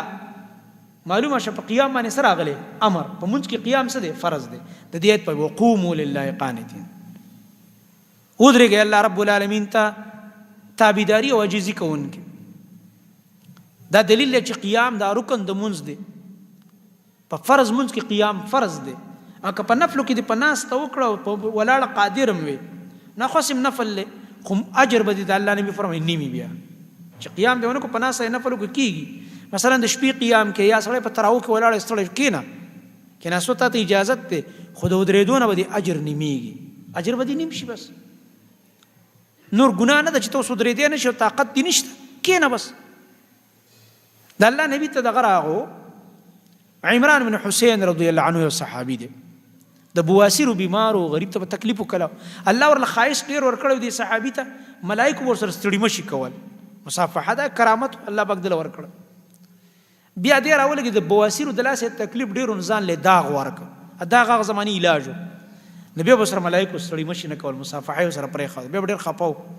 چې خیر دی تکلیف دې مې خو چې د ملایکو مصافحه را سره کېدلې. نو دیو نبی علیہ السلام لراغوی د الله نبی ما باندې دا تکلیف کله دومره ډیر شي د بواسیرو چې زه په مونځ کې نشم ودرېدلی. د الله نبی بیا دته وفرمایل چې اول خو داسې دا چې صلي قائما، مونځ په ولاړه کوه ځکه قیام فرض دی، خو چې کله ته بیمار یې نو الله رب العالمین خو د هر چا عذر خیل ساتي که نه، الله پاک دین ګران نه دی. فإن لم تستطع فقاعدا، چې کله دې بیا طاقت نه وي د ولاړې په ناسته مونځ کوه، که فرض دی او که نه په ناسته کوه. وإن لم تستطع فعلى جنب، او کله د تکلیف دومره ډیر شي سړی کېناستی هم نشي، لکه اپریشن والا دی، بعضې خلکو چې اپریشن کړی هغه غریب کېنولی هم نشي په کټ کې، بس پروت دی، خیر دی. د الله نبي فرمایي په اړخ دی پرېوځي او صرف دی رکوع سجدې پر یاسې دا سر داسې کوي، خالي لږه اشاره او خپل الفاظ د مونځ وایي. دې نه ته دا اندازه ولګوه چې دا مونځ دومره اهمه فریضه ده چې په کټ پروت بیمار ته هم دا معاف نه دی. او زمونږ ځوانان راشه که نه درانه درانه بوجونه به اوچتوي، کبډي به کوي، کشتینې به کوي، کراټې به کوي، باډي بلډینګونه به کوي، مزدور رور به زمونږ دریم چت ته به خښتي او سیمټ خېجئ او مونځ ته املا ماته ده مونځ به نه کوي هلکه مونځ نه معاف کېږي او د مونځ ګوره فدیې هم نشته کم مولا چې راته دا مسله کوي چې اسقاط یا فدیه به د مونځو کې باطله خبره ده او غلطه خبره ده د مونځ فدیه اړو شته دی نه په قرآن او حدیث کې او په حدیث کې د الله نبی صفا فرمایلی دي چې د مونځ کفاره نشته مګر مونځ د مونځ کفاره صرف مونځ دی هغه مونځ به بیرته راګرځي به دغه کفاره ده نورې کفارې نشته تا پسې پیسې ورکړي لکه د روژې چې څنګه فدیه نه د روژې په شان د مونځ فدیه نشته دا خبره بالکل باطله ده په پیسو نه خلاصېږي مونځ به کې ګوره تر دې پورې د الله نبی فرمایي چې په ملاس ته به کې خو کې به اوبه نشته تیمم به وهي خو مونځ به کې تیمم اوبه شته خو تا ته د دې استعمال دغه دی تکلیف درکوي بیماري به تیمم وهي خو مونځ به کې مونځ پرې ښودل نشته دا دونه سخته مسله ده دا ټوکو ټقالو خبرې خو نه دي وقوموا لله قانتین قنوت په معنا د طاعت ودرېږي الله ته طاعت کوونکي دغه رنګه بله معنا د قانتین ساکتین عن الکلام الدنیوي چې مونځ ته ودرېږي د دنیا خبرو نه خاموش شي دیو جن د دې نه مخکې په مونځ کې خبرې جایز وي په مونځ کې وایي صحابه ولاړ یو کس به راغی تپوس به وکړو ابو سره خبرې کولې یو سوال جواب به ورسره خبره به جایز وي چې کله د آیت راغی نبی علیه السلام اعلان وکړو بس نور په مونځ کې خبرې ناروا ممنوع شول بس الله ته چې ودرېدي بس سلام پورې پتا خبرې حرامې شو فإن خفتم فرجالا وركبانا فإذا أمنتم فاذكروا الله كما علمكم ما لم تكونوا تعلمون دلته اوس دې آیت کې ذکر کیږي حکم الصلاة وقت شدة الخوف د خوف په وخت کې مونځ د دشمن یره ده د حملې خطره ده بیا به څه کوئ اوس الله د هغې تذکره کوي فإن خفتم پس که یریږئ تاسو فعل حذف دی معنی فصلوا رجالا فرجالا معنی فصلوا رجالا پس مونځ کوي تاسو په پیدل تلون کې پیاده پیاده روانې او رکبانن یا سواری په سورلۍ باندې سمانه کله کله د دشمن خطره ده یا جهادي حالات دي یا غیر جهادي حالات دي خو د دشمن د حملې خطره ده په پیدل به روان یو مونځ به وي په لاره به روان یو مونځ به وي الله اکبر به روان مزل به هم کې او دا سبحانک اللهم یا الله مباعد بیني و بین سورې فاتحه په اشاره به رکوع سجده کې که پوره دې کولی شو ښه ده که خوف ډېر په اشارې وکړه مونځ به هم وي او روان به یې مزل به هم کې دا که تاسو چېرته کتلي هغه یو کمانډر خطاب و هغه روس کې دغه والا چیچنیا والا ستاسو خیال هغه به دا چل کوو دا چل وکړو عرب دي پوهې دي په دین باندې روان به مو مونځ به هم کوه لګی و دا نیت به وتړو ټول ملګري به سره روان ډېر عبادت ګزار م ډېر تقوادار سړی او لګی مونځ به هم کوو خپل عبادت به کوو ځکه حالات د خوف کنه نو بیا به تاسو پیدل روان یې او رکبانن یا سوارلی په سوارلی باندې به روان یې مونځ به هم وي فاذا امنتم نو که چېرته په امن کې شوئ تاسو منه هغه سبب د خوف ختم شو د امن حالات راغل یا دا چې په ابتدا کې په امن کې لکه دا اوس موږ الحمدلله په امن کې وړو امن د الله غټ نعمت دی ګوره فاذكروا الله نو یادوئ بیا الله تعالی لره کما علمکم لکه څنګه چې الله تاسو ته ښودنه کړې ده ما د هغه څه لم تکونو تعلمون چې تاسو به مخکې نه پوهېدلی لم تکونو تعلمون ګوره دا علمکم خو قرآن کې نشته که نه دا به چېرته ګورو چېرته به ځو حدیث د دې طریقه به کوم ځای کې فاذكروا الله بیا یادوئ الله لره چې په امن کې شي منه په امن کې په صحیح طریقه مونځ کوه کما علمکم لکه څنګه چې الله تاسو تعلیم درکړی دی دا تعلیم خو په قرآن کې نشته موږ ته والله نه دی څنګه طریقه باندې به الله یادو څنګه به مونځ کوو مطلب دا دی د رسول الله صلی الله علیه وسلم نه به زده کوئ که نه تاسو له تعلیم درکړی په ذریعه د وحي خفي چې حدیث دی کما علمکم څنګه الله پاک کوئی تاسو له تعلیم درکړی په قرآن کې نشته خو اشاره وکړه که نبی مې را لیږلی که نه د رسول الله صلی الله علیه وسلم حدیث نه به زده کوئ که نه په هغه څه چې تاسو به مخکې نه پوهېدلی معنه طریقه د مونځ په قرآن کې ده او په احادیثو کې تفصیلي ده قرآن کې حکم دی او احادیثو کې ټوله ډانچه د مونځ ده د اودس او د غسل نه واخله او د تیمم نه واخله تر د سلام پورې او دا 15 وخته مونځ دی او دا نفلونه دي او دا سنت دي او دا د جمعې مونځ دا د اخترونو مونځ دا د استسقا مونځ او دا د جنازې مونځ ټول شته که نه الحمدلله ټول تفصیلات موجود دي دا به نبی علیه السلام تا ته ښیي ځکه قرآن سره الله معلم را لګلی معلم زموږ نبی دی صلی الله علیه وسلم والذین یتوفون منکم ويذرون ازواجا ولسم حکم دا عدت دی په طریقه د احسان سره، عدت د وفات په طریقه د احسان. ګوره مخکې 243 آیت کې الله فرمایل چې څومره عدت په تیری دا زنانه 4 اشهر و 10 کنه 4 میاشتې 10 ورځې. دلته الله رب العالمین فرمایي څوک چې وفات شو بیبیانې ته پاتې کیږي وصیت دی وکړي د خپل بیبیانو په باره کې چې دا زما بیبي به ګوره په دې کور کې 1 کال پورې نه وباسئ. نو دلته دا څه مطلب شو؟ مخکې وایي 4 میاشتې 10 ورځې، دلته وایي چې 1 کال. نو دلته خبر اسانه ده. مخکې چې و عدت واجبي او واجب هغه بالکل د الله رب العالمین حکم دی کلک. دلته عدت احسانی دی، دا عدت احسانی دی. بعض علما را لګېدلي هغوی بس دا آیت چې کوم دی دا منسوخ دی په هغې باندې، په لیکلو کې دا رستو دی او هغه مخکې دی، خو په حکم کې دا مخکې او هغه رستو بیا راغو. منه مخکې اول 1 کال د عدت بیا هغه حکم منسوخ شو په مخکني باندې او بیا یې ویل چې بس 4 میاشتې 10 ورځې. صحیح ده که د منسوخ قول هم نه کې نو داسې تقسیم هم ته کولی شي، دا صحیح ده چې یاره هغه واجبي عدت دی لازم دی او دا احسانی دی. دا به د رستو وارثانو یو احسان چې دا زنانه کال پورې ځان سره پاتې کوي. او بعضې خلک خو داسې ښایي زموږ د پښتنو کې داسې چې کونډه شي بس ټول عمر ورسره یې غریبه بس همدلته اوسېږه چېرته ځې بس هملته یي بچي هملته یي همغه کور کې به خیال یې ساتلی کېږي. والذین هغه کسان یتوفون منکم چې وفات کړی شي ستاسو نه ویذرون ازواجا او پرېږدي هغوی بیبیانې وصیتا وصیت کول دي. وصیت معنا فلیوصي وصیه ودي کې وصیت لازواجهم په باره د خپلو بیبیانو کې متاعا د خرچې ورکولو الی الحول تر 1 کال پورې غیر اخراج چې نه به یې د هغې وښکل د کور د خاوند نه وښکل به یې نه 1 کال پورې خاوند دی وایي چې دا دې دلته وي خرچه م ورکوي خیر زما کوروالا. فإن خرجنا نو که چېرته وځي دا زنانه یعنې بعد العدة الواجبه یو قول داسې وکړه که دا زنانه اوس راولګي خاوند خو وصیت د 1 کال کړی خو واجبي عدت یې تېر کړو 4 میاشتې 10 ورځې او بیا زه وځم ځي دي بس نه تېروي دا د خاوند په دغه باندې عمل نه کوي یا ورته تکلیف دی یا بله وجه ده بس ځي دي. بعضې وایي چې فإن خرجنا نه مراد دی بعد الحول د 1 کال نه بعد که دا وځي دا کال نه بعد خاوند چې کوم وصیت کړ بس صحیح ده. ځان په باره کې کومه فیصله کوي یا پلار که راځي یا وایي چې بله نکاح کو. فإن خرجنا نو که وځي دا زنانه بیا د دې نه بعد فلا جناح علیکم نو نشته دی ګناه په تاسو باندې فی ما په هغه کار کې فعلنا چې کوي دا زنانه فی انفسهن په باره د خپلو ځانونو کې من معروف څه یو نیک کار او معروف کار. معروف کار څه دی؟ هغه د زینت او ډول یا نکاح کول دی یا داسې و یره زما نور پلار کره اوسېږم یا د پلار ملاقات لازم خیر. والله الله چې دی عزیز حکیم غالب ذات دی حکمتون والا دی. وللمطلقات اتلسم حکم د عام مطلقی ذکر کوي که قبل المسیس وي او که بعد المسیس وي مهر که مقرر یو که نه مقرر.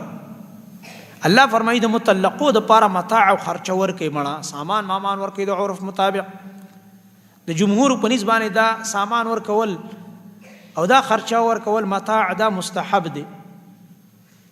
او امام احمد رحمه الله د وجوب حکم کوي استدلال د دغه نه کړی د حقا ورته وي حق دی لازم دی په متقینو باندې. وللمطلقات او د پاره طلاق کړی شو زنانو متاع سامان ورکول بالمعروف د عرف مطابق حقا دا لازم دی علی المتقین په متقیانو باندې یا دا حق دی په متقینو. كذلك دغه شان يبين الله بیان الله لكم تاسو آیاته خپل احکام دي کی ترغیب ورکي تعمیل د دې مخکنو احکام د چې ګوري مخکنو احکام باندې عمل کوي الله تاسو ته بیان کړی دي لعلكم تعقلون دې لپاره چې تاسو د عقل نه کار واخلئ. اذا عقل تقاضا هم دا دا خسته احکام کوم چې مخکې ذکر شو. الم تر الى الذين خرجوا من ديارهم دې ځنا 253 آیت پوری اوس د امور انتظامیونه بعد ترغیب ال القتال جهاد ته ترغیب او په مثال کې ذکر کوي واقعات د بنی اسرائیل او دلته واقع راوړي بیا د طالوت او د جالوت واقعه هم راوړي په دې کې. دلته دې آیت کې الله رب العالمین یو واقع ذکر کوي، الم تر الی الذین، دا یو واقع ته اشاره ده چې ګوره دې خلکو باندې یو امتحان راغی، د مرګ د یېرې نه دې ووتل په زرګونو کسانو. نو الله رب العالمین ورته امر وکړو چې مړه شئ، نو مړه یې کړو، بیا را ژوندي کړو، ورته یې وښوده چې ګوره مرګ نه مه تښتئ. دا څوک دي؟ دا قوم څوک دی؟ دې کې دوه قوله دي د مفسرینو. یو قول دا دی چې دا په یو علاقه کې د بني اسرائیلو طاعون وبا ګډه شوه، لکه دې وخت کې وایرس راشي. په وبا کې طریقه دا ده، زموږ نبي موږ ته دا ویلي، رسول الله صلی الله علیه وسلم فرمایي چې په یو کلي او په علاقه باندې وبا راغه، دا خلک دی بار نه تختی د مرګ د یارې نه. یو خو داسې دی یو سړی میلمه راغلی، هغه چې ځینو خو ایته تیښته نه وایي، او غریب دوه درې شپو راغلی بېرته ځي. یا یو سړی دی اوس مثلا تا د حج داخله کړې ده، عمرې داخله دې کړې ده، چېرته بار په سفر ځي، مخکې نه دي فیصله دي د دغه نه یېرېږي، نو هغه هم په دې کې نه راځي په دې حدیث. هغه کس چې په دې علاقه کې ښه مزیدار مخکې نه موجود و، رهایش ارسي دلته دي روزګار، د دې مرګ د یېرې نه تښتي دی، طاعون وبا نه د الله نبي مکه مه تښته، او د بار خلک دې ورته راننوځي نه، په زور د ځان امتحان سره نه مخامخ کوي. دې نه دا معلومیږي چې داسې وبایي وایرس دا خورېږي، وبایي او عامي بیماری نه د الله نبي فرمایي یو نه بل ته نه لګي، ای کې مطمئن اوسېږه، لا عدوى ولا حدیث چې دی. دې کې بعض خلکو د اشکال راځي، څنګه چې یو ځل نبی علیه السلام لا عدوى وایي، بل ځای کې دا حدیث، ورته دې کې فرق دی. یو وبایي وایرس دی هغه خورېږي، یو عامه بیماری ده، دا به نه ماته د ده نه ولګېده نو ده تر چا نه ولګېده، داسې مه وایه. د الله نبي ته کس راغی، ای د الله نبي زما په اوښانو باندې خارخ د یو نه بل ته ولګېږي، نو دا ګوره د دې نه وایي بل ته ولګېده که نه، تاسو څنګه وایي چې بیماري نه لګېږي؟ نو د الله نبي ورته هغه بل باندې چا راوست، هغه اولني اوښ باندې کوم ځای نه ولګېده، ای له خو کوم اوښ نه ورغلی، وایي نه بس وایي همداسې پې شروع شو، نو وایي په دې بل هم همداسې شروع شو، نو هغه ته اصله نسبت کې دا خو بیماری ده ولګېږي. نه دا خو یا طاعون، بعضې وایي په دې باندې قتال فرض شوی و، د قتال نه وتښتې د جهاد نه، چې دشمن ډېر خطرناک دی، جهاد نه کوم منډې کړې، بس الله راګیر کړ، مړی کړ، موت عقوبتي پې راغی، لکه مخکې چې تېر شوي 55 آیت کې. دې کې صحیح قول دا دی، معالم التنزیل کې امام بغوی رحمت الله علیه فرمایي اول قول په دې کې راجح دی چې بني اسرائیلو باندې وبا راغلی وه او د وبا نه تښتېده، نو الله مړه کړه، ورته یې وښوده چې ګوره مرګ نه تېښته نه پاتې شي، بس الله پاک چې له ژوند لیکلی کرونې به م راځي او بل به م راځي، بس ته به پکې ژوند دی، نو الله به دې بچ کوي مړه.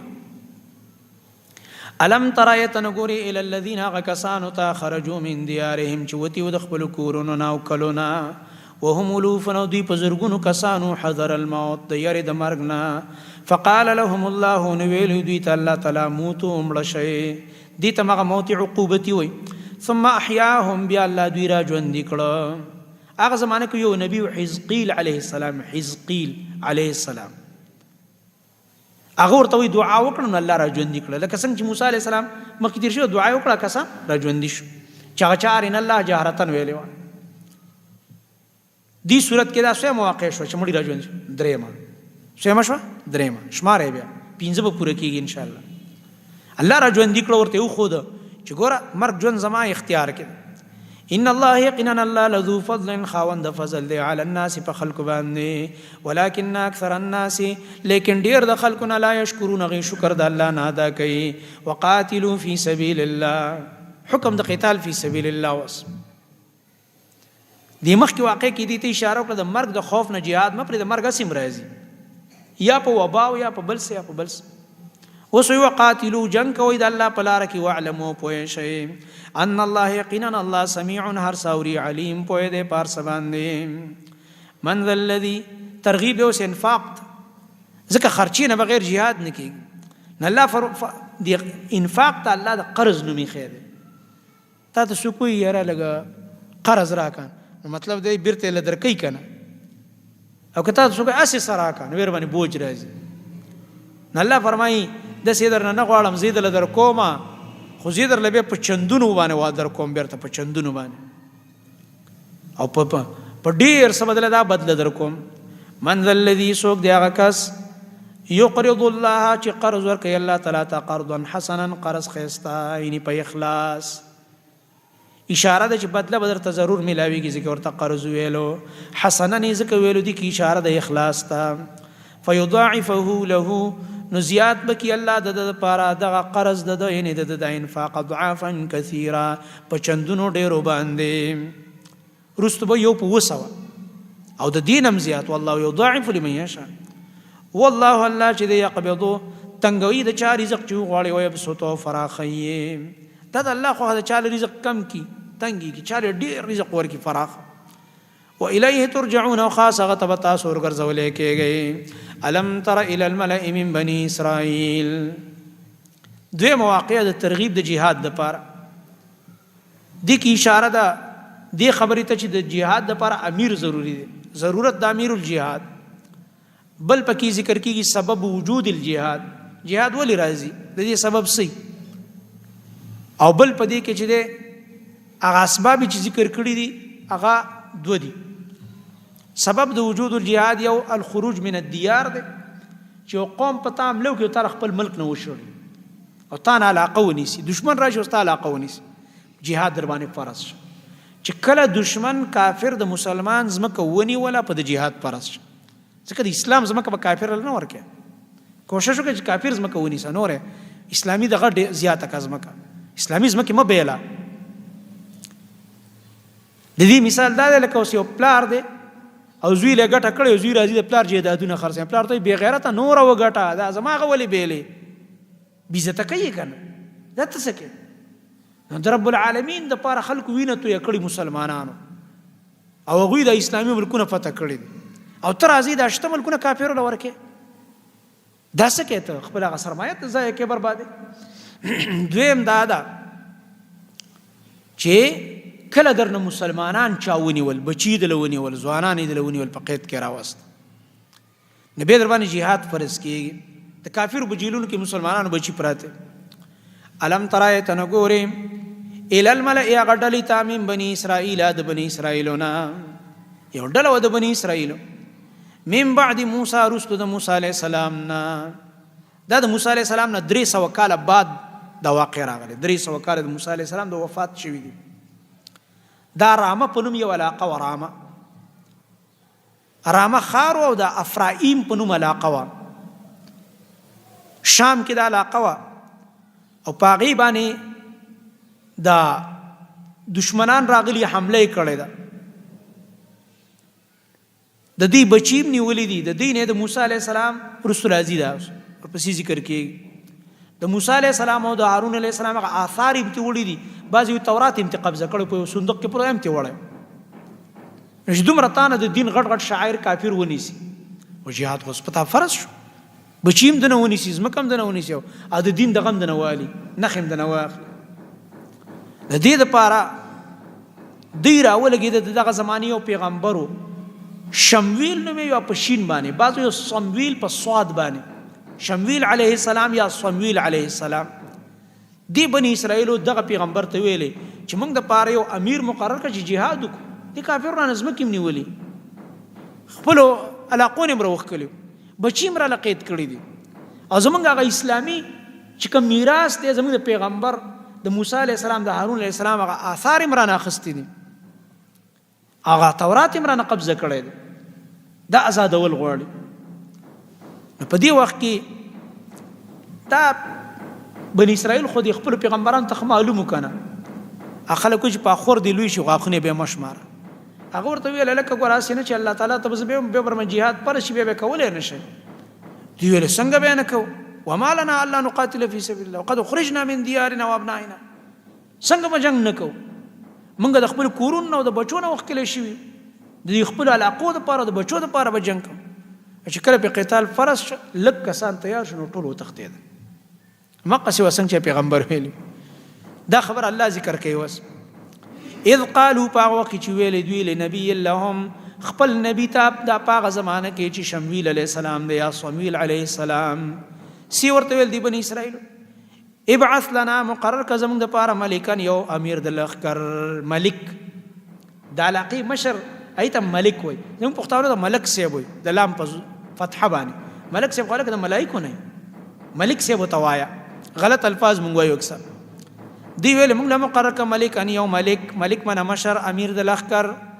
نقاتل چې مونږ جنگ کو فی سبیل الله پلار د الله کې قال ورته فرمایل اغه نبی دا وخت هل عصیتم هل استفهام پدې کې معنا څه ده معنا پدې کې دا ده چې ګوره دا استفهام په معنا د غسر دی استفهام تقریری دی ته وایي هل عصیتم یقینا نزدې تاسو ان کتب علیکم القتال کفرض کړی شي په تاسو باندې قتال الله تقاتلوا چې بیا به ګوره جنگ ونه کړی شي ما ته ګوره معلوم یې اسنه ګوره jihad در باندې فرض کړی شي بیا به د الله حکم راشي بیا به جنگ نه کوي قالوا ندی ویل و ما لنا وسعذر دې زمنګ د پارا سوجد من لرا الله نقاتل چې موږ بجنګ نکو فی سبیل الله پلار د الله کې وقد اخرجنا او یقینا من خو وکړې شو یو من دیارنا زموږ د کورونو او ابنائنا او زموږ د بچونا تقریبا وی سلور نیم سوالکان بعضی وی سلور سو سلويخ ځوانان دی ورلوي گیر کړو نو سلور سو سلويخ نوجوانان تکړه چې تاسو نه ګیر شي دا ډېر لوی دغه نقصان دا بخت نصر بادشاہ راغلو بخت نصر یو ظالم بادشاہ په دې باندې حمله وکړه بیت المقدس نه وېستل بیت المقدس هم تیونی ول ا د دین مرکزی تیونی ول ک الله مک الله دې زمون ژوند کې نه بلکې زمون د مرګ نه پس نه الله دې په امت دا حالات نه راولي چې موږ نه کعبه دشمن ونیسي نعوذ بالله ډېر لوی د ټول امت مسلمه د بار ډکټه د بی غیرتۍ خبره ده چې ستا حرم ته نه دشمن ونیسي او پریدي دې نه به کې مونږ ته عبادت لکه څنګه چې رانه د فلسطین نیولې بیت المقدس دغه شان لکه دا څنګه چې اوس په مسلمانان نه پریدي دغه شان بخت نصر بادشاہ راغلی د مسجد نیولې بیت المقدس او دوی په کې مستم نه پرخدو علاقې نه مشول باروزي لکه اوس د غزي والته تاسو بار شي موږ آبادی کو ابل ورځ مې راپورټ کاته هغه يهوديان رامین را پریخي زنانه او ماشومان روان دي د قضیه ګزان لازم کې جوړې لګي دي بیرته به دوی قبضه کوي د غزه باندې خپل په خپل يهود آبادی دا کومه منسوبه چې روانه ده د يهودو د آبادی لپاره روانه ده دا کومه غزه چې دوباره تعمیر کیږي د مسلمان نه تعمیر کوي دا هم دغه يهوديانو لپاره تعمیر کیږي دي کافرو چې د دومره بمباری پر دې لپاره چې بیا نه وی جوړو د دې لپاره چې مسلمانانو دغه ختم امارتونه او علاقې دې نه پس موږ يهودو له ځمکه جوړو مسلمانانو وس نشته څوک سره ودرېږي نه غریبان سو په یو طرف روان دي څوک په بل طرف اوس له يهوديان روان دي ابل ورځ مارچ کړي باقاعده مارچ هغه ویډیو ماته چا راولېږله زنانا ماشومان نارې و يهوديان خپل جنډې نیولې دي غزې ته روان چې دلته اوس موږ آبادي کوو زموږ د پاره به دا ځای جوړېږي دا چې کله مسلمانان خپل دین پرېږدي بیا په دا حالات راځي دویم د موسی علیه السلام تعلیمات پرېښو ځکه په الله د غلامي راوسته نو دوی وخت کل بخت نصر بادشاہ پې راغی هغه وخت کل بعضی وجه دا جالوت بادشاہ پر راغلو کله ورستو قصې ذکر کیږي بعضی وجه بخت نصر بادشاہ جالوت ورستو یو کمانډرو دی بیا دا علاقه پرې خو دا اصل کې د فلسطین خرستو نوم دی دا ټول د شام زمکه ده دا شام زمکه سوردن ته تللی ده سدي اسرائیل ته راغلی ده سدي فلسطین دا ټول شام دی اصل کې یو دی بیا ر دې زنه او تخطید بنی اسرائیل ټول لاړ عراق ته تخطیدلی زکه وی چې مونږه خوخ کلی شیو زمونږ د کورونو نه او ابنائنا او زمونږ د زامنو نه چې ګوره جالوت یا بخت نصر بادشاہ مونږ نه علاقه ونیوله او زمونږ نه بچیم نیولې نو بس الله حکم راولېږي چې بس صحیح د جهاد په فرض پیغمبر الله تعالی الله زما په قوم جهاد فرض کړ جهاد وکړو فلما كتب عليهم القتال نو کله چې فرض کړی شو په دې باندې قتال تولوا نو دوی مخواړو دا غینا مخ وګرځو جهاد به ونه کړو الا قليلا منهم مگر لک کسانو د دوی نه چغوي تیار شو لک سمرو مفسرین لیکي دا په تعداد د اصحاب بدر 314 ځکه الله رب العالمین فتح په تعداد نه ور کوي فتح په یقین ور کوي په عزم او په ایمان تکرستو برازي دی ورپسې چې الله رب العالمین اکثر د سیوی چې لک کسانی او الله رب العالمین په